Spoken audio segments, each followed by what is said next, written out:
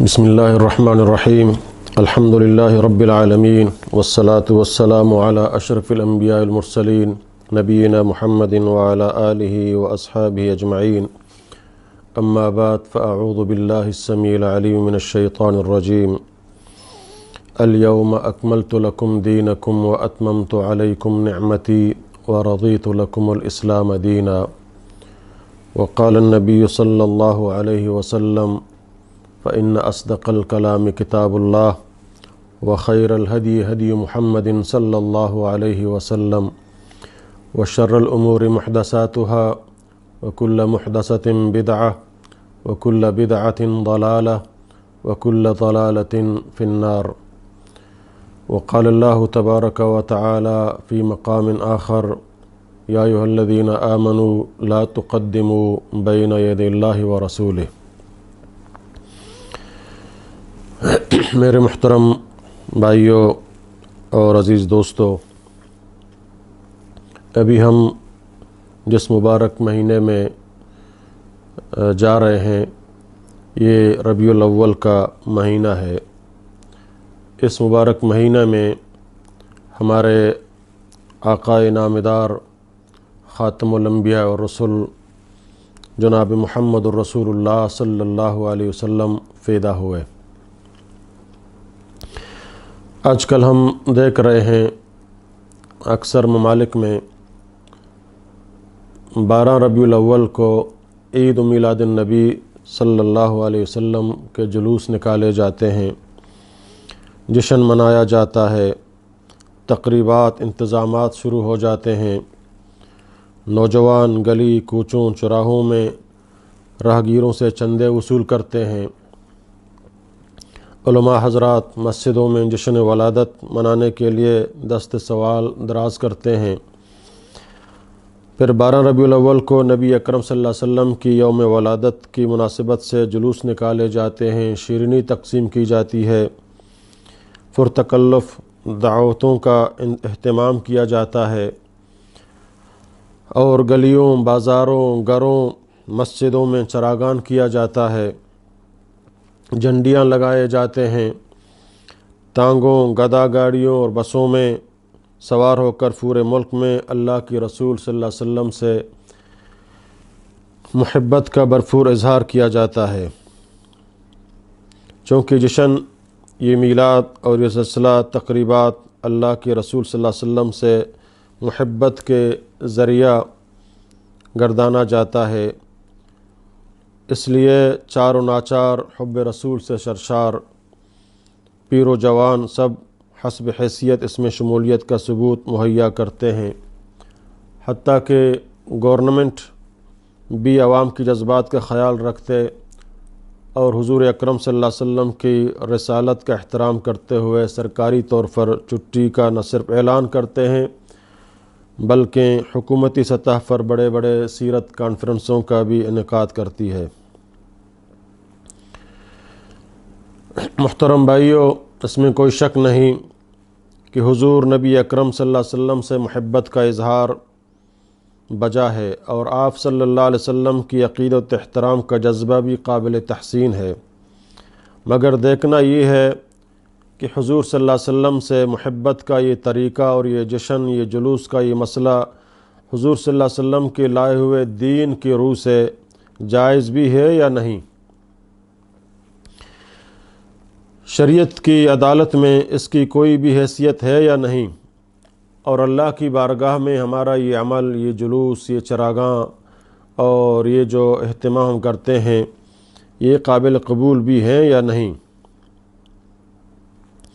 محترم بھائیوں، اس میں کوئی شک نہیں کہ آن حضرت صلی اللہ علیہ وسلم سے سچی قلبی محبت جز ایمان ہے،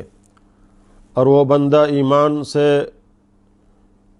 تہی دامن ہے، اور وہ بندہ ایمان سے تہی دامن ہے جس کا دل آن حضرت صلی اللہ علیہ وسلم کی محبت سے خالی ہے، جیسا کہ صحیح بخاری میں حضرت ابو ہریرہ رضی اللہ تعالی عنہ مروی ہیں کہ رسول اللہ صلی اللہ علیہ وسلم نے فرمایا،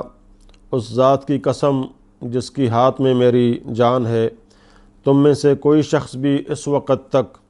ایماندار نہیں ہوگا جب تک میں اس کے والد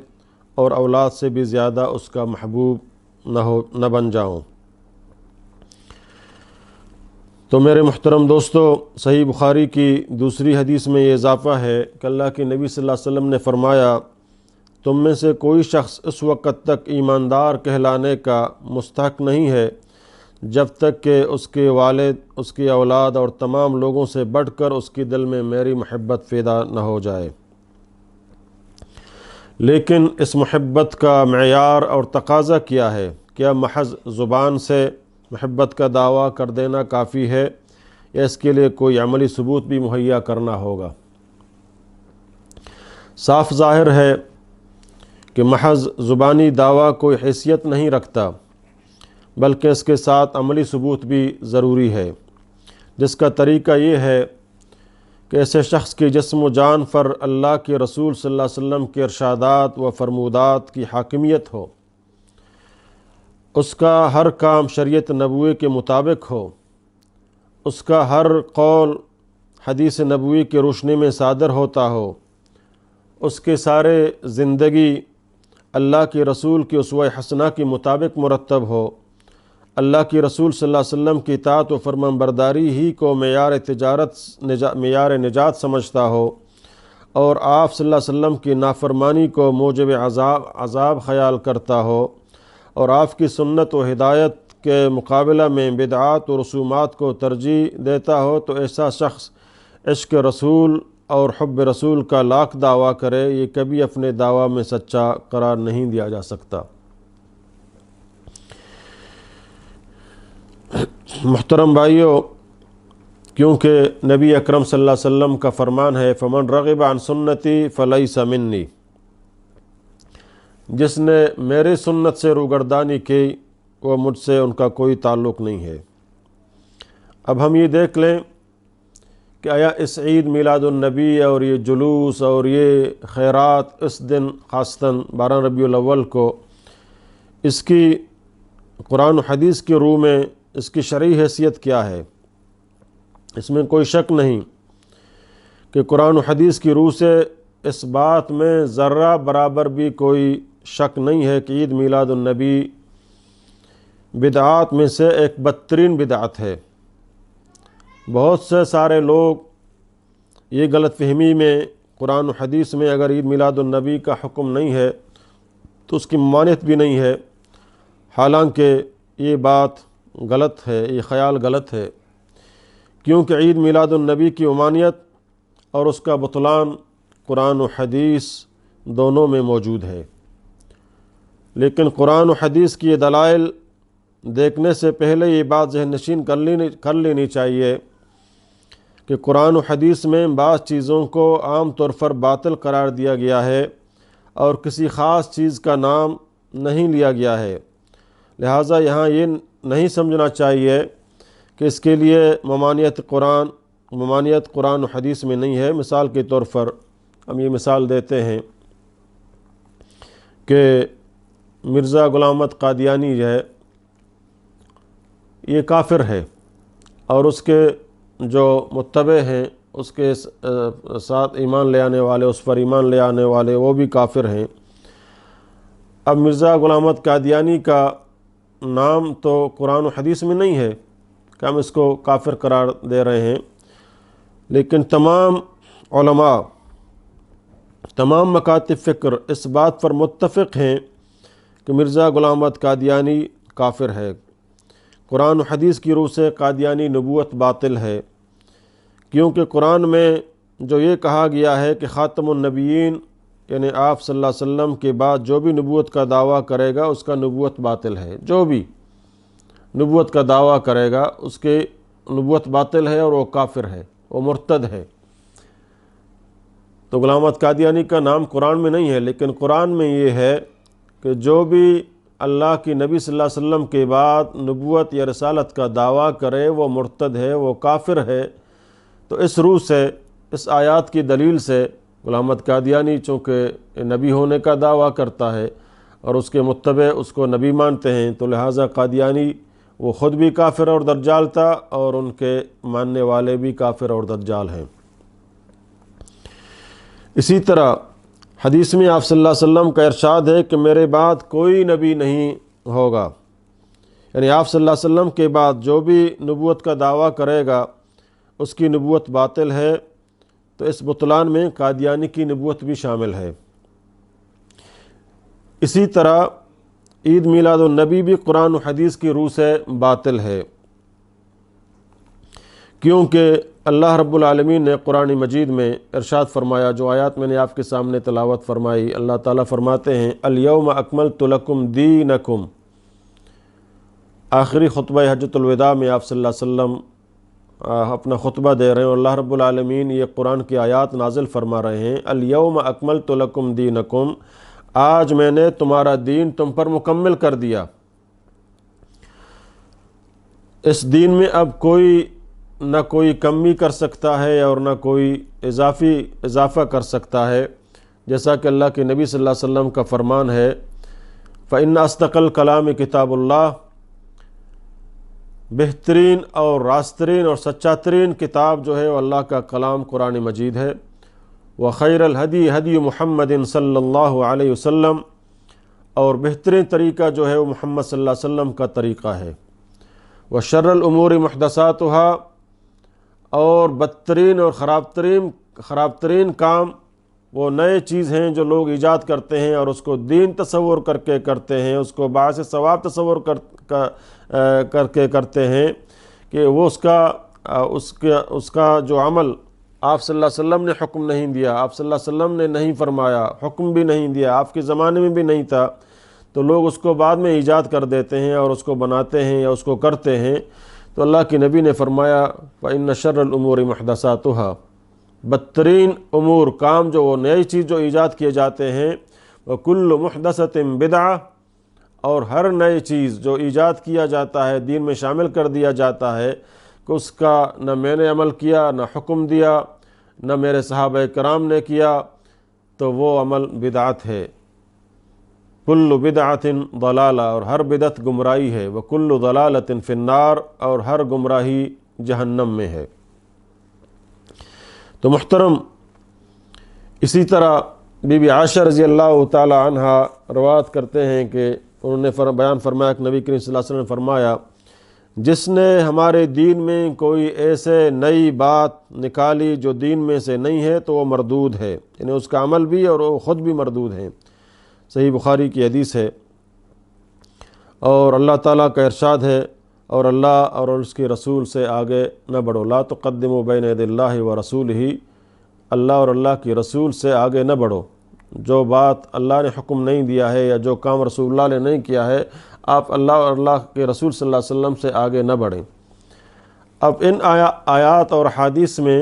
یہ فتح چلتا ہے کہ یہ جو عید میلاد النبی جو بنایا جا رہا ہے، اس کا کوئی بھی ثبوت نہ قرآن میں ہے، نہ اللہ کے نبی صلی اللہ علیہ وسلم نے ہمیں حکم دیا۔ اس میں کوئی شک نہیں کہ ربیع الاول کے مہینے میں آپ صلی اللہ علیہ وسلم پیدا ہوئے۔ ربیع الاول کے مہینے میں اب تاریخ میں علماء کرام کا کافی اختلاف ہے کہ آپ صلی اللہ علیہ وسلم کون سی تاریخ میں پیدا ہوئے۔ بہت سے مفسرین اور مورخین نے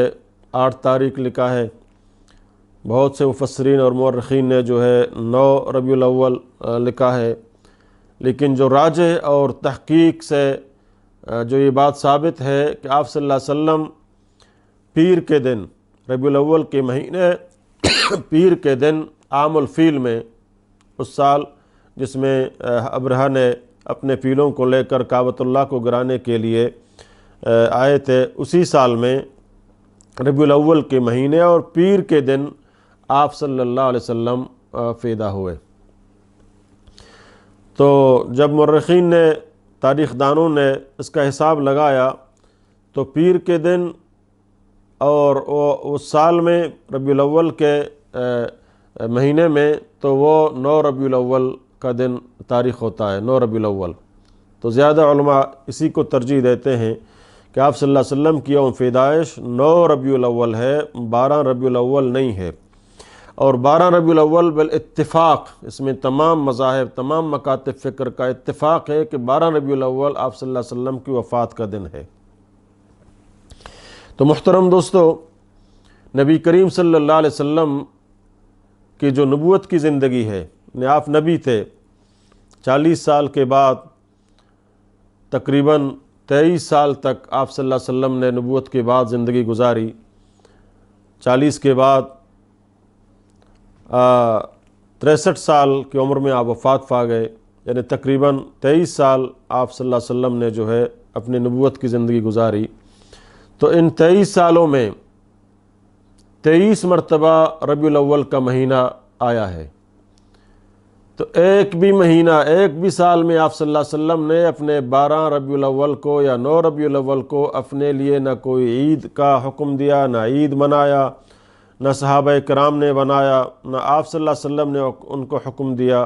اگر یہ باعث ثواب ہوتا اور اس کے لیے کوئی اجر ہوتا تو آپ صلی اللہ علیہ وسلم ضرور اس کے بارے میں ہمیں بتاتے تھے، اور ضرور اس کے بارے میں صحابہ کرام کو بتاتے تھے کہ آپ یہ دن بنائیں۔ جیسا کہ پیر کے دن اللہ کے نبی صلی اللہ علیہ وسلم روزہ رکھتے تھے۔ حضرت عمر رضی اللہ تعالیٰ عنہ نے پوچھا، یا رسول اللہ اس دن آپ روزہ کیوں رکھتے ہیں؟ تو آپ صلی اللہ علیہ وسلم نے فرمایا کہ اس دن میں فیض ہوا، اور اس دن مجھ پر قرآن بھی نازل کیا گیا، یعنی پیر کے دن۔ تو پیر کے دن آپ صلی اللہ علیہ وسلم کی پیدائش کے دن ہے، اور یہ ہر ہفتہ میں یہ پیر کا دن آتا ہے، تو آپ صلی اللہ علیہ وسلم ہر پیر میں روزہ رکھ رہے ہیں۔ لیکن 12 ربیع الاول کو یا 9 ربیع الاول کو آپ صلی اللہ علیہ وسلم نے کبھی بھی روزہ نہیں رکھا، حتیٰ کہ یوم عرفہ کے دن جو روزہ اللہ کے نبی صلی اللہ علیہ وسلم نے حکم دیا کہ اس میں روزہ رکھو، 10 محرم کو آپ صلی اللہ علیہ وسلم نے حکم دیا کہ اس میں روزہ رکھو۔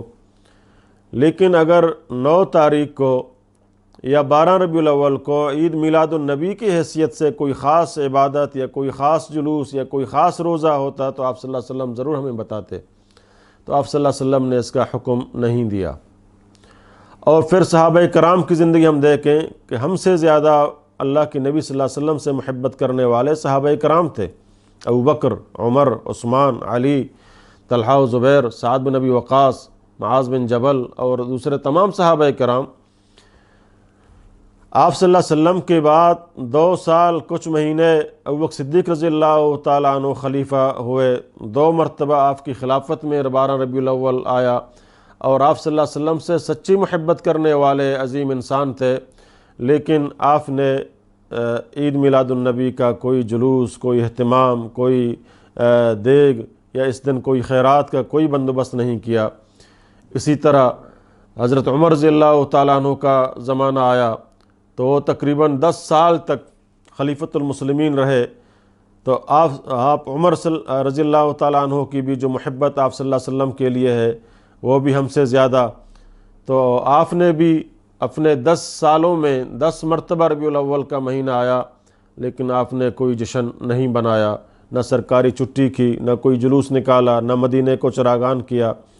تو محترم، پھر اس کے بعد حضرت عمر کے بعد عثمان ابن عفان رضی اللہ تعالیٰ عنہ خلیفۃ المسلمین بن جاتے ہیں، اور عثمان ابن عفان آپ صلی اللہ علیہ وسلم کے داماد بھی ہیں، اور عثمان غنی ہیں، اللہ نے اس کو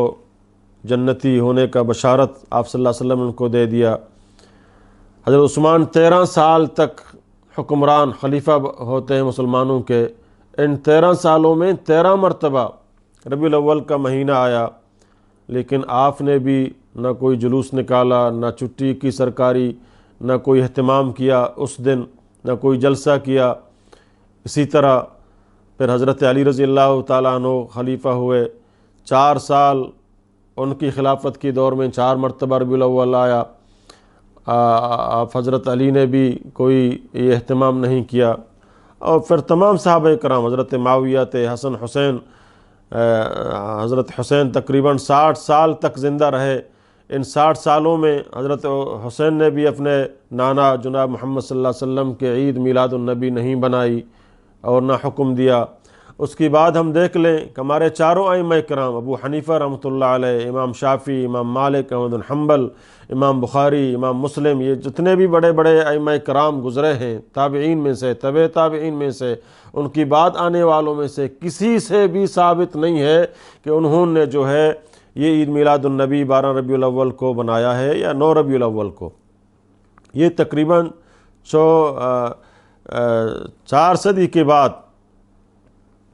400 سال یا 500 سال کے بعد میں جو ہے عیسائیوں کی طرح کو حضرت عیسیٰ کا دن بناتے ہیں، تو شیعوں نے اور روافظ نے اور بدعتیوں نے جو ہے کہا ہم کیوں اپنے نبی کریم صلی اللہ علیہ وسلم کی یوم ولادت نہ بنانے، تو انہوں نے بنانا شروع کر دیا۔ تو میرے محترم بھائیوں، یہ کہ ہم کفار کو دیکھ کر ان کی تقلید کریں، اللہ کی نبی صلی اللہ علیہ وسلم نے ہمیں یہ منع فرمایا، بلکہ ہم آپ صلی اللہ علیہ وسلم سے محبت کا تقاضا یہ ہے کہ ہم آپ صلی اللہ علیہ وسلم کی شریعت پر عمل کریں، آپ کی سنت پر عمل کریں، آپ کی قرآن کو پڑھیں اور قرآن کی اخلاق کو، قرآن کی دعوت کو، قرآن کی اوامر کو ان پر عمل کریں، اور جو ان کی منہیات ہیں ان سے اپنے آپ کو روک لیں، اور آپ صلی اللہ علیہ وسلم سے محبت کریں، آپ کی تمام سنتوں پر عمل کریں، اپنا چہرہ، اپنا لباس، اپنے شادی، اپنے تمام رسومات آپ صلی اللہ علیہ وسلم کی طریقے مطابق میں کریں، تو یہ محبت کا تقاضا ہے۔ یہ نہیں ہے کہ ہم نماز نہیں پڑھتے، داڑھی نہیں رکھتے، اور بھی ہمارے کتنے کمزوریاں ہیں، اور ہم عید میلاد النبی بناتے ہیں اور اس کو باعث ثواب سمجھتے ہیں، بلکہ یہ بدعت ہے، اس کا کوئی بھی ثبوت نہیں ہے۔ اگر یہ کوئی اچھا عمل ہوتا یا اس کے بہت اجر و ثواب ہوتے تو صحابہ کرام ہم سے زیادہ ایماندار ہوتے، اور آپ صحابہ کرام سے زیادہ اللہ کے نبی صلی اللہ علیہ وسلم سے محبت کرنے والے تھے۔ ان کی ایمان کی گواہی رب کا قرآن دے رہا ہے، اولئک هم الصادقون اولئک هم المؤمنون حقا اولئک الذین امتحن اللہ قلوبهم للتقوی اولئک هم الراشدون۔ صحابہ کرام میں سے کسی نے بھی،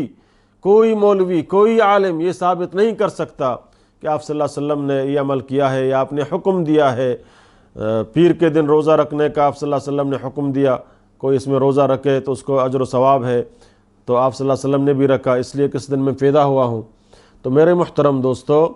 دین میں اپنے طرف سے کوئی چیز شامل کرنا اور اس کو ضروری سمجھنا اور اس کو ہر سال بنانا اور اس دن کو خاص کرنا، یہ بدعت ہے اور یہ گمراہی ہے، اور اس سے بجائے ثواب کے ہمیں گناہگار ہو جاتے ہیں، اور ہمیں اللہ تعالیٰ عذاب دیتا ہے کہ ہم نے کیوں اپنے طرف سے اس دین میں جو ہے اضافہ کیا، اور یہ چیز جو دین میں نہیں تھا اس میں ہم نے اضافہ کیا۔ تو محترم دوستو، یہ جو 12 ربیع الاول بنایا جا رہا ہے اور اس کا جو اس طریقہ سے اہتمام کیا جا رہا ہے، سیرت رسول کو اپنائیں، آپ صلی اللہ علیہ وسلم کی سیرت کو اپنائیں، منائیں نہیں، اپنائیں۔ آپ صلی اللہ علیہ وسلم سے سچی محبت کریں۔ محبت جب ظاہر ہوتا ہے جب ان کی فرمودات پر عمل کریں اور اس کی ارشادات پر عمل کریں اور ان کی سنتوں پر عمل کریں، اور اس قرآن پر جو اللہ نے اس پر نازل کیا اس قرآن کو پڑھیں، اور اپنے تمام اخلاق، معاملات قرآن سنت کے مطابق اپنے زندگی گزاریں۔ اسی چیز محبت کا نام ہے۔ قل ان کنتم تحبون اللہ فاتبعونی یحببکم اللہ۔ اللہ رب العالمین قرآن مجید میں ارشاد فرماتے ہیں کہ اگر تمہیں اللہ سے محبت ہے، تم اللہ سے محبت کرنے کا دعویٰ کرتے ہو، تو اللہ سے محبت کرنے کا شرط یہ ہے کہ تم اللہ کی نبی صلی اللہ علیہ وسلم کی تابعداری کرو، اس کی شریعت کو اپناؤ، اس کی شریعت کے مطابق اپنے زندگی گزارو، تب اللہ رب العالمین تم سے محبت کرے گا۔ پھر آگے اللہ تعالیٰ ارشاد فرماتے ہیں اطیعوا اللہ والرسول، اللہ اور اللہ کی رسول کی اطاعت اور فرمان برداری کرو، جو اللہ کے رسول نے کیا ہے، حکم دیا ہے، اس کو کریں۔ جو آپ صلی اللہ علیہ وسلم نے نہیں کیا ہے، آپ سے ثابت نہیں ہے، صحابہ کرام نے نہیں کیا ہے، تابعین نے نہیں کیا ہے، تبع تابعین نے نہیں کیا، اور ہم اپنے طرف سے اس کو ایجاد کریں اور اس کا اہتمام کریں، یہ یقیناً بدعت ہے۔ اب یہ لوگ جو کہہ رہے ہیں کہ جی قرآن و حدیث میں اگر نہیں ہے تو ممانعت بھی نہیں ہے۔ اب میں آپ کو ایک مثال دیتا ہوں کہ ظہر کی نماز جو ہیں 4 رکعت ہیں مقیم کے لیے، جو مقیم ہے 4 رکعت۔ اگر کوئی کہیں جی میں 4 رکعت نہیں، میں 6 رکعت پڑھتا ہوں، 8 رکعت پڑھتا ہوں، اللہ کی نبی صلی اللہ علیہ وسلم نے حکم تو نہیں دیا ہمیں کہ ہم 6 رکعت پڑھیں یا 8 رکعت پڑھیں، لیکن منع بھی نہیں کیا۔ یہ تو ثابت ہے کہ آپ صلی اللہ علیہ وسلم نے ہمیں 4 رکعت پڑھنے کا حکم دیا، 4 رکعت ہیں ظہر کے، لیکن 6 رکعت کی ممانعت نہیں ہے۔ 8 رکعت کی ممانعت نہیں ہے۔ اگر کوئی کہیں جی میں رمضان کا روزہ جو ہے وہ سفر کے مہینے رکھتا ہوں، یا کہ محرم کے مہینے میں رکھتا ہوں، یا ربیع الاول کے مہینے میں رکھتا ہوں، جی آپ صلی اللہ علیہ وسلم نے اس مہینے میں روزہ نہیں رکھا، کہتے ہیں منع بھی نہیں کیا، منع بھی نہیں ہے، تو کیا یہ روزہ ہوتا ہے کہ ہم رمضان کے مہینے کا روزہ ربیع الاول کے مہینے میں رکھ دیں، یا سفر کے مہینے میں، یا محرم کے مہینے میں؟ نہیں، کیونکہ وہ خاص ہے رمضان میں۔ جب کوئی عمل خاص نہیں ہے، آپ صلی اللہ علیہ وسلم نے نہیں کیا، اور آپ صلی اللہ علیہ وسلم نے یہ بھی ہمیں ارشاد فرمایا کہ جو بھی نئی چیز ایجاد کریں اور اس کو دین میں شامل کریں وہ بدعت ہے۔ من احدث فی امرنا ھذا ما لیس منہ فہو رد، جو بھی کوئی نئی چیز ایجاد کرے جس کا حکم میں نے نہیں دیا، میں نے نہیں کیا، وہ مردود ہے، وہ بدعت ہے۔ کل بدعت ضلالہ وکل ضلالۃ فی النار۔ تو یہ منگڑت روایتیں بیان کی جاتی ہیں، اور یہ بدعتیں اور دیگیں جلائے جاتے ہیں، لنگر بنائے جاتے ہیں، تقسیم کر دیے جاتے ہیں، اس دن کو حضور صلی اللہ علیہ وسلم کے نام پہ خیرات کرتے ہیں، یہ تمام شرک، بعض اعمال شرک میں داخل، انسان کو شرک میں داخل کر دیتے ہیں، اور بعض بدعات ہیں کہ آپ صلی اللہ علیہ وسلم نے کہا کل بدعت ضلالہ، ہر بدعت گمراہی ہے، وکل ضلالۃ فی النار، اور ہر گمراہی جہنم میں ہے۔ تو میرے محترم بھائیو، آپ صلی اللہ علیہ وسلم کی محبت کا تقاضا یہ ہے کہ ہم اسلام کو اپنائیں، عقیدہ توحید کو اپنائیں، نبی کریم صلی اللہ علیہ وسلم کی سنت پر، دین اسلام پر عمل کریں، جس طرح اللہ صلی اللہ علیہ وسلم نے عمل کیا تھا اور ہمیں دکھایا تھا۔ عملی نمونہ محمد صلی اللہ علیہ وسلم سے دیکھیں کہ اللہ نے قرآن میں فرمایا لَقَدْ كَانَ لَكُمْ فِي رَسُولِ اللَّهِ أُسْوَةٌ حَسَنَةٌ، رسول اللہ کی زندگی، ان کی عبادت، ان کی معاملات آپ کے لیے بہترین نمونہ ہے، ہمارے سب کے لیے۔ اور اللہ تعالیٰ قرآن مجید میں ارشاد فرماتے ہیں اطیعوا اللہ و اطیعوا الرسول، اور اللہ اور اللہ کے رسول کی اطاعت کرو۔ ومن یطع الرسول فقد اطاع اللہ، جو اللہ کی رسول کی اطاعت کریں گویا کہ اس نے اللہ کی اطاعت کی، کیونکہ اللہ کے رسول بغیر اللہ کے حکم سے کوئی کام نہیں کرتا، کوئی بات بھی نہیں کرتا۔ آپ صلی اللہ علیہ وسلم نے ہمیں حکم نہیں دیا، دین مکمل ہے، یہ اضافہ کس نے کیا؟ جو بھی بعد میں کوئی اضافہ کریں، اگرچہ ہم اس کو کوئی اچھا عمل تصور کریں، اس کو کہیں بھئی یہ تو کوئی اچھا عمل ہے، لیکن آپ صلی اللہ علیہ وسلم نے نہیں کیا، آپ سے ثابت نہیں ہے، صحابہ کرام نے نہیں کیا، تو پھر ہم اس کو اپنے طرف سے کیوں بنائیں؟ ہمیں کس نے یہ آرڈر، حتیٰ کہ نبی صلی اللہ علیہ وسلم اپنے طرف سے کوئی بات نہیں بنا سکتا، کوئی بات نہیں کہہ سکتا جب تک اللہ اس کو نہ کہیں۔ تو ہم کون ہیں کہ ہم اپنے طرف سے کوئی چیز ایجاد کریں، اس کو کریں؟ تو میرے محترم بھائیوں، میرے ماؤں بہنوں، ان بدعاتوں سے، ان خرافاتوں سے اپنے آپ کو بچاؤ،